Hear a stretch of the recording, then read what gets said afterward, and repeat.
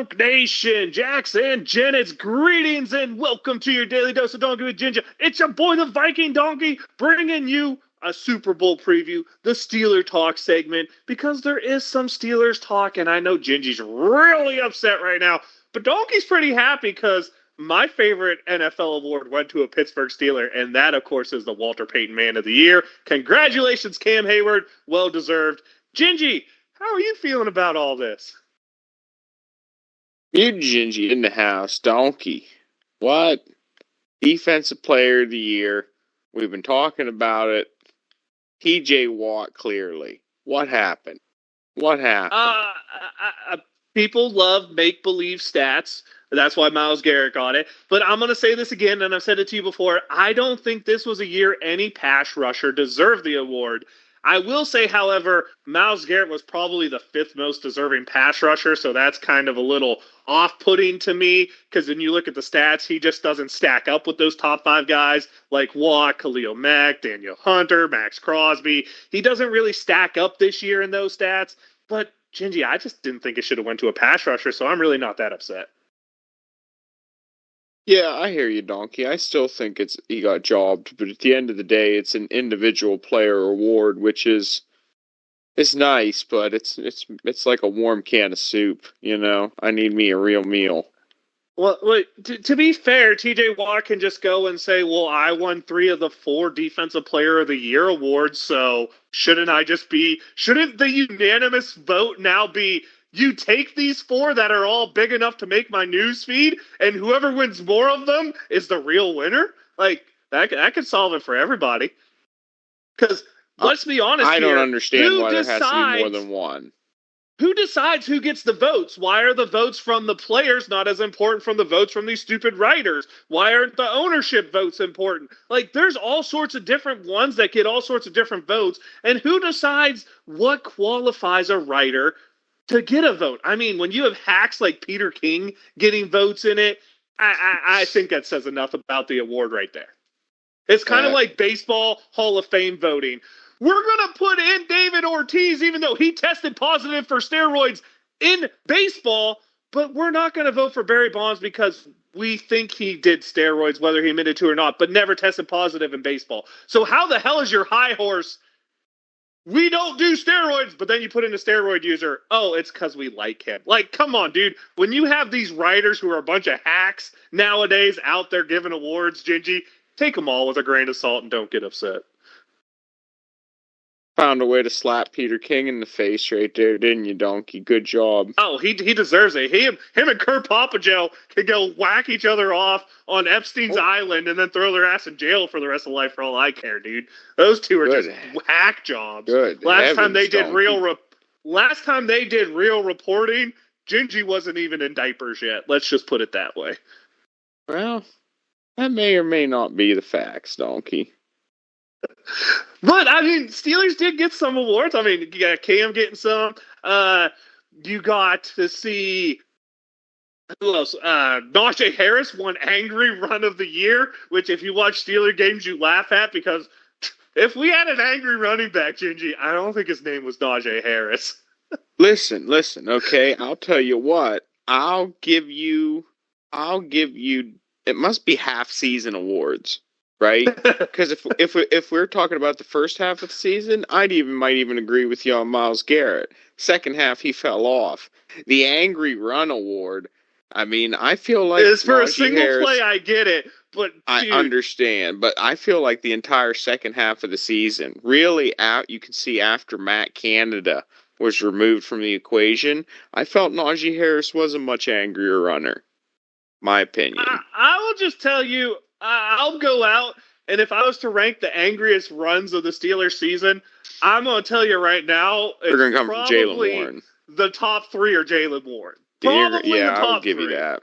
And then probably the next 3 are Najee. He had some. I'm not going to say he didn't have some, but I'm going to say Jaylen Warren ran like a man who wanted to murder you, all right? He ran like, you know how people were scared of Ray Lewis? Like, if he was bigger, you'd be scared of Jaylen Warren. He's just a little guy, though, so, you know, not too much fear implemented from him. And, what can you say? It is what it is. We are where we are. We got some awards. That's nice to see. Honestly, I think the biggest shaft job was how the hell does D'Amico Ryans not win Coach of the Year, Gingy? He took a terrible team, turned them around instantly, and won a playoff game with them. Like, that dude deserved Coach of the Year. That is the one award I will say, seriously, you didn't give it to the dude who deserved it. Didn't Texans coach do the same thing? The Texas coach is the guy I'm talking about, D'Amico Ryans. Yeah. Kevin Stefanski of the Browns won the award off a tiebreaker. They really wanted to. Here's the thing. I think the Browns make are so Cleveland terrible. Feel good about themselves. I think the Browns were so terrible that they were scripted to win their game, quote unquote, and they blew it anyway. This was really supposed to all come together for them, and they just couldn't handle it. Too much pressure. Yeah. Maybe comeback player of the year I didn't really pay attention to, but that went to Damar Hamlin, right? Not Joe Flacco. Am I right on that?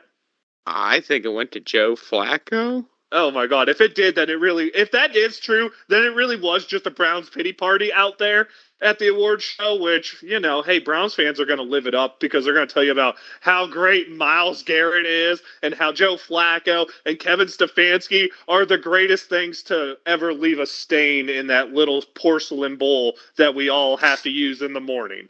All right, but that's it's bad.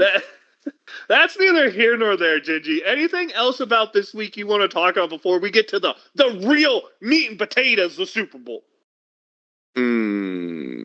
No, let's talk about the big game.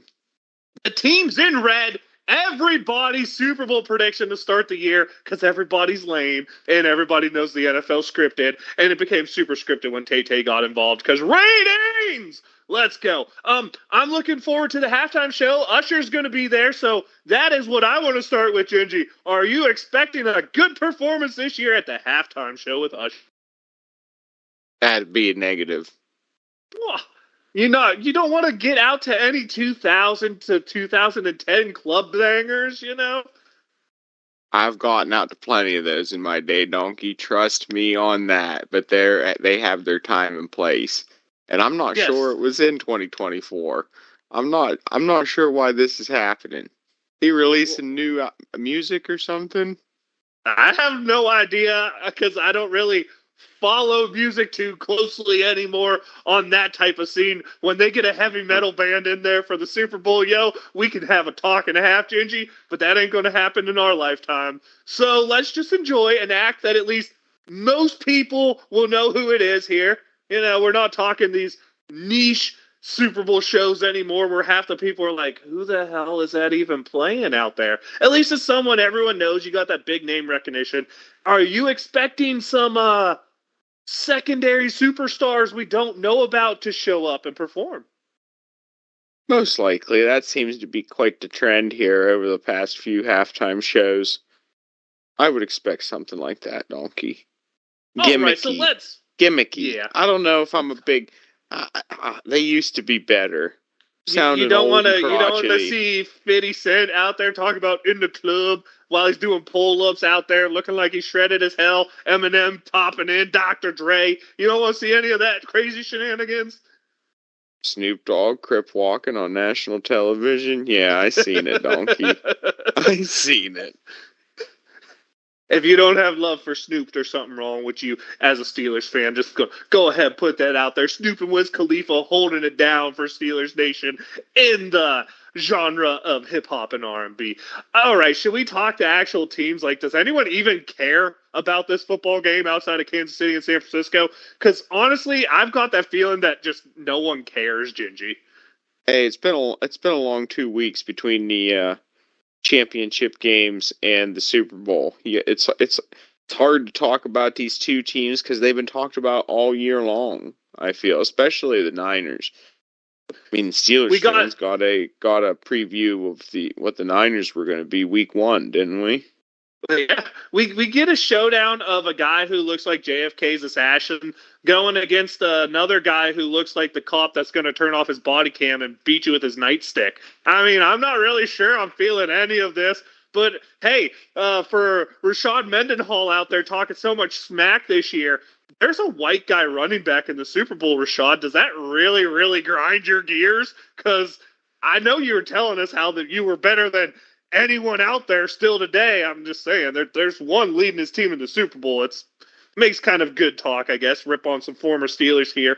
And before we get to the Super Bowl, Lev Bell back with the Steelers, Gingy? Would you like to see it? Yeah, why not? Right? Please, God, no. Why not? I feel like that's humble pie.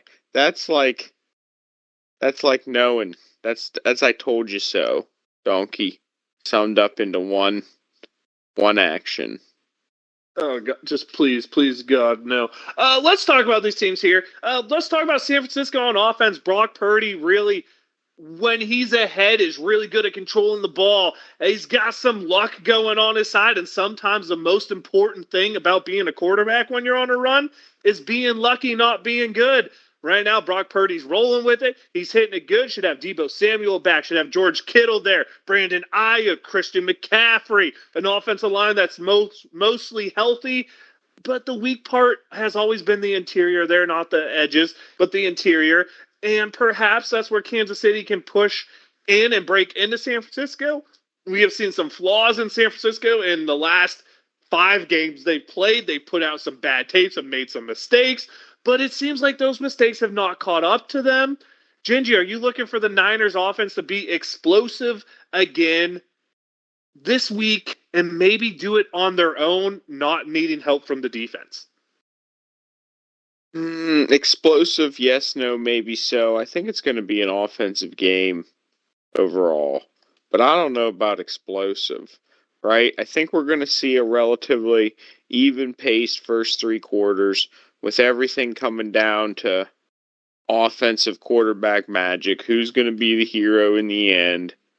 Real possibility it could be Patrick Mahomes. I don't know if he's playing on the better roster, but they've certainly got the experience behind them, and I think that matters a lot in some of those big games. The 2 best rosters in football, bar none to me, that are head and shoulders above, was Baltimore and, of course, San Francisco. I don't think Kansas City's roster is on that level. When you look at the Chiefs on defense here, you're talking Chris Jones is essentially their pass rush. They played pretty good in the middle linebacker spots with Willie Gay and all of those out there, playing pretty good middle linebacker. And then that secondary has been just absolutely shut down since about week 10 this season. This is a team that, surprisingly, you say Kansas City, and I say defense this year. Look at their games. That's what they do. They shut down Baltimore. When they played Baltimore, they've shut down just about everybody they've played. Buffalo, look at it. And then you have Patty Mahomes, who, say what you want, haven't been there, haven't done that. The dude's calm, cool as a cucumber out there. So let's get into talking Kansas City's offense now. I'll let you talk about the defense too. But you got Patty Mahomes.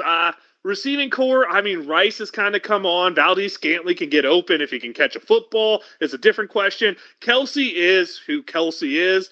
I don't think Tooney's going to play the offensive guard, but great center there in Creed Humphrey, some good tackles on the outside. This is an offense that it seems like it should be performing better, but you're like, should they really be? Or is Patty struggling and that's why they're not performing? Or is Patty playing out of his mind and that's why they're getting what they're getting? And let's be honest here. We've seen Kansas City get to this moment and they just rise up. They did it in the AFC Championship game this year. They've done it previous years all the time. And this could be the stamp on the dynasty that is the one we talk about after the Patriots, Gingy.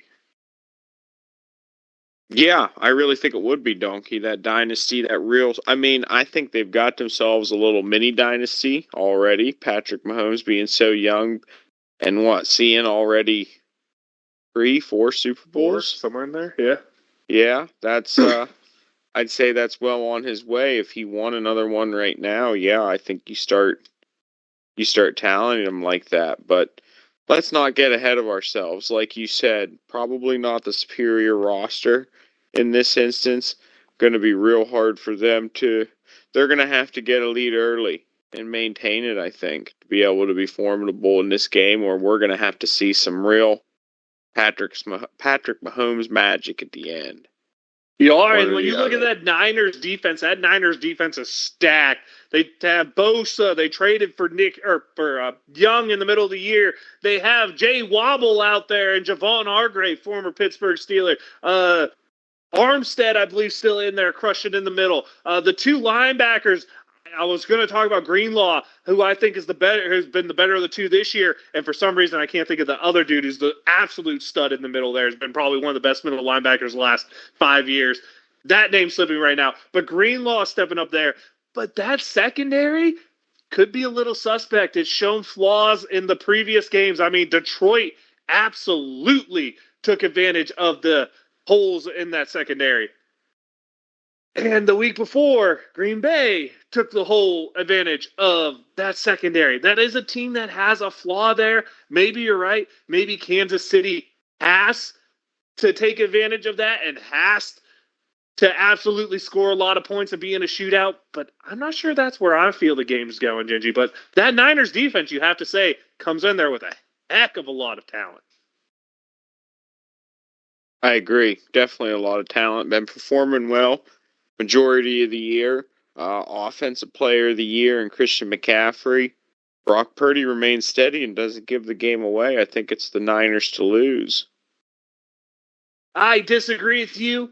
I think this is going to be the Chiefs' game to lose. And I'm going to tell you, when you have Patrick Mahomes, when you have the defense the Chiefs have right now, I think you just put that little extra layer of pressure on the other team. And I'm not going to say something here, but you put a little pressure on Kyle Shanahan, and his teams turn into pumpkins. And, of course, I refer to the what the hell happened Tom Brady versus the Atlanta Falcons. I have a hard time trusting Kyle Shanahan after that game, Gingy. That's understandable, Donkey. And he's probably my favorite head coach on the offensive side right now. Current Niners team, not the Atlanta Falcons. Yeah, but the Atlanta Falcons had arguably, if you want to look statistically, an MVP that season. They had arguably the best quarterback of that next tier, that post Ben Roethlisberger draft era, right? I mean, Matt Ryan, you look at those numbers, MVPs, you'd go with the quarterback since Ben Roethlisberger's draft, of course, Phillip Rivers, Eli Manning in that one. He might have been the best quarterback in the NFL pre-Patrick Mahomes joining the league, right? Because, well, that dude's that dude. Questionable. I'd have to think about it, Donkey, but I'm not sure. I guess maybe you could put Stafford above him now since Stafford won a Super Bowl, and the numbers are going to end up being pretty similar between the two. But one year from Matthew Stafford does not make up for all the others where he did diddly. I feel like I'm the dude off The Simpsons right now. Okay, so Gingy, we got to get down to it. What do you think is going to be the changing point for this game? Where do you see the score going? And I'll let you know before you say yours that Laskers likes the Niners in this game, Gingy. How are you feeling? Yeah, Donkey, I like the Niners' chances as well. I think the Niners are going to be able to execute on Kansas City's weaknesses against the run game on defense. I think they're going to be able to capitalize where Baltimore was not able to. I think you're going to see Christian McCaffrey ball out at different times. However, we're not going to see a runaway. Okay, in terms of ups and downs, I think we're going to have a close one-score game either way, maybe a touchdown, at one point, but I think we're going to have, a relatively close game. It's what you like for the score. I'll go let you finish off before. I start. Perfect. Yeah, I didn't know if you were ready for a pick and a score yet, but I'll go there definitely. I think we're going to see a 31-27 type of football game with a final drive somewhere in there to either capitalize or not. I'm predicting that the San Francisco 49ers are going to come out on top. Your winner has almost as many points as my whole game does. I think the NFL script has been written. The NFL script is known. I think you're going to see 21-17 win by the Kansas City Chiefs. It's going to feel a little more comfortable than the score would suggest. I think you're going to see Travis Kelce go 7 for 153 and 3 touchdowns. And I think you're going to see Tay get proposed to at the end of the game because that would get all the Swifties to want to watch football even more. So that's where I'm going. That's what I'm feeling. And until someone scores on this Chiefs defense, I don't think anyone's going to score on this Chiefs defense. Here, Donkey. Right. I can see that point of view for sure. I can see that happening as well. So I guess it's time we get into this final little bit, Gingy. Is there any closing remark stories that you want to talk about before we get to a shout out? Closing remark stories. How about tumultuous times still, Donkey. Looking this week at the Super Bowl, hearing James Harrison question Steeler standard. I was hoping you would bring that up. I really anybody gonna step up to Debo and tell him he's wrong, Donkey? Hey, you're the one who told me, hey, the Steelers haven't lost their standard on defense, and here comes the face for us. If you're not a James Farrier lover, the face for us is like those James Farriers, LaVon Kirkland, James Harrison. When that dude speaks, Gingy, you better listen or he's going to shove that damn participation trophy up your butt. That's all I'm going to say. People listen. That's absolutely right.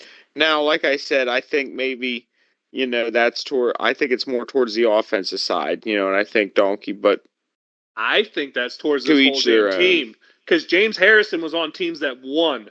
It didn't matter if they had offense. Those teams won. You know what this team doesn't do when it comes to those big games, Gingy?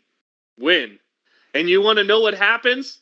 We retain the same people. We bring the same players back. There's no change. And I think a guy like James Harrison sees that. Remember, this is James Harrison who the Steelers cut right after a huge season. We let him go to Cincinnati. He sees that doesn't happen anymore. People get swan songs. Ben gets to walk out on his terms. Cam Hayward gets to walk out on his terms. Cam Hayward gets a say in who the offensive coordinator is, it feels like. James Harrison is saying, Art Rooney doesn't know how to be cutthroat. And I agree with him. And I think because Art Rooney can't be cutthroat, this organization forgot how to be cutthroat. And they say what you want to me, the Steelers' way wasn't just about physicality. The Steelers' way was about being cutthroat. If you no longer perform at the $10 million level, then you're gone. You ain't going to get the $10 million. That's not the way anymore. And I think, because he's not the first player to call it out, he's about the 11th, 12th, 13th in the line? When you have that many former players calling it out, Gingy, and you have current players calling it out, walks like a duck, waddles like a duck, quacks like a duck, it probably is a duck. Quite possible, Donkey. I'm really glad you brought that up because that is the only thing that I had to talk about here. Gingy, in the Super Bowl week, award week, do you have a shout out to give to any particular area, I guess? I don't know.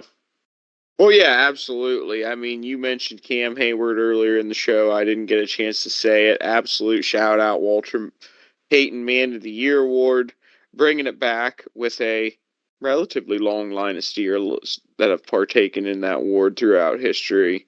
Love to see it, Donkey. I agree. That's where my shout out was going to as well, was to, of course, Cam Hayward for winning it. And, I guess that means I gotta let you know I'm the Viking Donkey. That's Viking_Donkey at Twitch and Twitter. The X, your daily dose donkey with Ginger, is the YouTube channel where you get all this fun content. Be sure to tune in over the next couple weeks because we will be talking about these new coaching hires the Steelers have been making. I know there's 3 brought in now, and I have to say I feel very blah about it, but I'll do a little more research into it before I get into talking about it. We'll have Gingy or Laskers hopefully here to absolutely try to brighten up my doom talk. Although, like I said, I think the offense will be better next year. Gingy, hit them up for a Super Bowl run. Absolutely. Just not ours. Gingy in the house. We're talking Super Bowl week. Been a heck of a ride this season. Great football season. Heading into the Super Bowl. Steelers fans, sad to see it's not them, but wave them if you got them anyway. Here we go, Steelers.